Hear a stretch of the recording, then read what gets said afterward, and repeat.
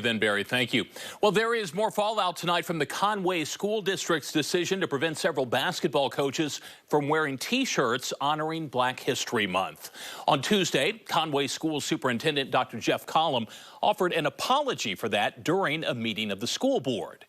KATV attempted to attend that meeting, but our reporter Desmond Nugent and a handful of others were not allowed inside. Well, tonight, he checked in with a local law professor to see if the district's actions ran afoul of the law. Desmond. UALR professor Robert Steinbuch says what the Conway School Board did on Tuesday does break the Freedom of Information Act.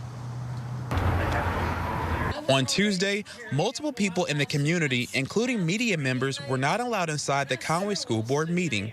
According to UALR law professor Robert Steinbuch, this breaks the open public meetings policy. If you have repeated occurrences in which large crowds are showing up and the room is too small, and no less, there's a bigger room that you've used in the past, then you have now implicated the Open Meetings Act, because you should move that meeting to that bigger room.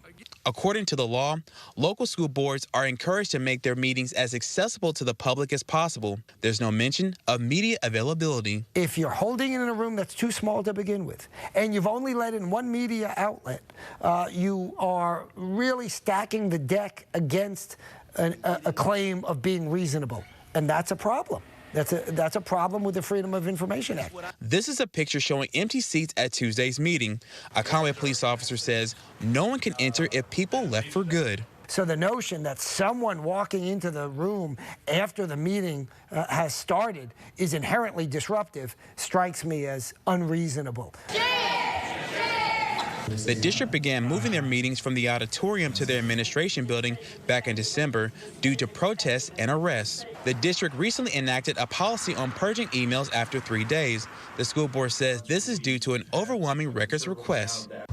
Now, I did speak with Attorney General Tim Griffin about the email purge, and he tells me, in general, the FOIA law does not require that an email be kept for a certain number of days. On your side in Little Rock, Desmond Nugent.